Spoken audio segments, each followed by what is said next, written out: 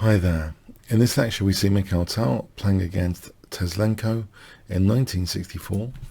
e4, we have a French defense, d4, d5, knight c3, bishop b4, e5, so this is the Winawer variation. We have c5, a3, and the bishop goes to a5. This is more of an unusual move than the standard bishop takes c3, which has been seen in thousands and thousands of games. But bishop a5 is a known surprise weapon. Tal plays b4. We have c takes, knight b5, bishop c7, f4, knight c6, knight f3, and black tries to close things up with f5. Bishop d3, so going into that blunted pawn structure, it blunts the bishop. Knight ge7, white castles, bishop d7, and now king h1, which makes way intuitively for a move like g4 to try and blast open files and use the g file. Black does castle. Tal takes on d4 here with the knight. Knight b takes d4, knight takes d4, knight takes d4, knight c6. The knight drops back. Rook c8, and now bishop b2, so reinforcing e5 and putting the bishop against a potentially dangerous diagonal if this ever opened up with e6. We see bishop b6, and here, Tal plays an instinctively strong attacking move, which might not actually be technically best. Actually, g4 is played. This is interesting, but there are other kind of more safe options here to consider. For example, queen e2 and just building up, and then maybe later h3 and g4, even a slow build up. With g4, it's interesting. Black played bishop e3. It turns out here, and maybe this is important for the wannabe defenders, counterattackers among us. What can black actually do here, which is, it seems on the brink of disaster, but there's actually a small upside to focus on. Faith in the small upside, which might be unintended, an unintended consequence of this move. Black could have actually, it seems, taken on g4, and even though it seems to give white exactly what they want, a killer common square, this extra pawn isn't just a pawn, it's an attacking resource. It's quite close to the king here, and in fact, say h6, knight h7, black could consider here not moving the rook but holding on to the pawn and try and throw it to help support a mate like this. So knight takes g3, and this situation is very, very pleasant for black. Black has a very strong position here to work with.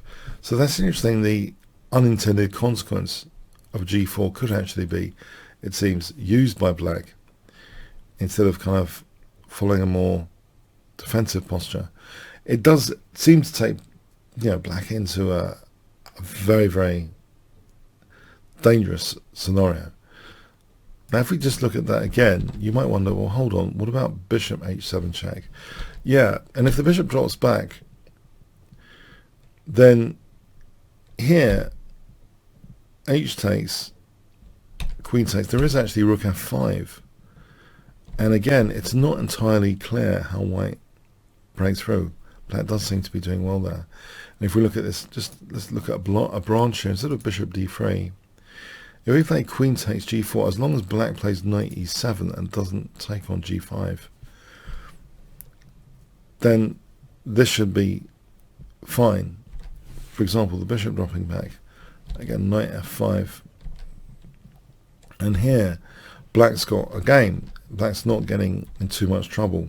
For example, like this is an interesting situation where there are resources for black to try and get onto this diagonal, a light square bishop, without a counterpart. So there are resources for black to get onto the diagonal with bishop c6. And for example, this situation is actually quite pleasant for black. And this is a long way off. But anyway, it turns out, taking, even though it seems outrageously bad, does have that side effect that black is playing on that extra pawn, which can be used as an attacking resource. Who would have thought? But okay, bishop e3 was played. G takes, e takes, and here again there's a move which Tal played which sacks a pawn. It seems entirely logical and intuitive for sure, but it turns out queen e2 might be the better option here, because there are interesting possibilities, such as if d4, b5, and here bishop c4 check, and e6. This situation, there's now bishop takes d4 with a tactical idea of actually e7, forking queen and rook. So this is a very, very strong continuation, queen e2 overall it seems. It's very, very dangerous, these scenarios. So anyway, we see though e6 immediately, bishop takes e6, and now knight g5. This does actually have a weakness of the last move. But yeah, these unintended side effects are not factored in because black kind of assumes they're playing maybe against the great Mikhail Tal, and they're just going to lose horribly. They don't really try and celebrate these slight tiny downsides which do exist in the seemingly frightening, terribly frightening attacking moves of Tal. But there is a move here which is non-defensive, which kind of solves a great deal of problems for black. Black actually played a disaster move here, bishop d7. Now, can you see what black could have played in this position, which does solve a lot of problems and justifies actually the bishop on e3? So for 100 defensive points, what would you have played here? If I tell you there's an amazing defensive idea. Okay. Instead of bishop e6, d4. Because this diagonal, yeah, it is something to celebrate. This diagonal of death, this newly found diagonal of death against the king, actually helps black considerably. After knight takes, there's queen d5 check. And this would be fine for black. Black's got the advantage there. But with bishop d7, now this is truly terrible. The soft spots around the king, the killer common squares, they're all kind of emphasized. So queen h5. So threatening the mate, there's no real defense here. After h6, can you see Tal's finishing touch for 200 points, white to play.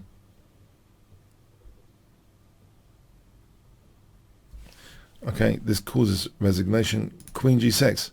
Yes, threatening mate on g7 and h7. So there's no real defense here. Black resigned.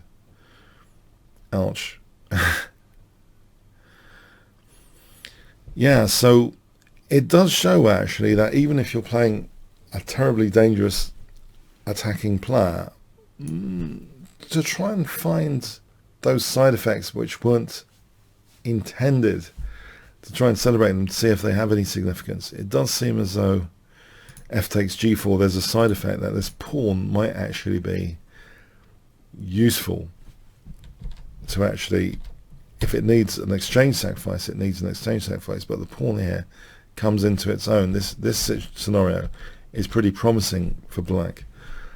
There's good potential bishops, diagonals to work with. So yeah, that was an interesting opportunity, but the more kind of major one as well, if after knight g5, this d4, it's an unintended side effect, to weaken d4 and for the king to be on h1. We've got to remain as resourceful as possible, even in the face of a terribly frightening, attacking player. But yeah, this is the way to absolute doom bishop d7 after queen h5. There's just no defense. So yeah, a very interesting game. So maybe there's some lessons for the defensive player as well in these games. And there are certain players like, Victor Korchnoi, who were very good at defense and counterattack, who did have good scores against Mikhail Tal. So bear that in mind. There is sometimes a downside to the intuitive attacking play. If it involves sacrifices, what are you sacrificing? Can that be used as attacking units against your king? how exposed is your king going to be? So sometimes this factoring in the side effects might prompt one to play a more solid, less optimistic move. But on the other hand, we have here a beautiful finish, so maybe the risk was worth it overall. Okay, thanks so much. Hi there. Thanks for getting to the end of the YouTube video. If you would like to see other Mikhail Tal games, I actually have an amazing course for Mikhail Tal, which is currently at 4.9 with over 400 students. You can check this out from the Kingscrusher TV page. So Chess Strategy and Tactics, Mikhail Tal's amazing games. You can check out some free preview videos as well here. If you do expand all sections, you can see the preview links to get some free previews. So I hope you do check out this course index and the free previews. So I really had a thrilling time actually checking out Mikhail Tal's games. So yeah, the YouTube video here you saw was just a sample from this course. I hope you check it out. Okay, thanks so much. Oh, by the way, comments, questions, likes, shares, all appreciated. And if you did get to this part of the video, please do leave some sort of comment like Tal fan. Okay, thanks again.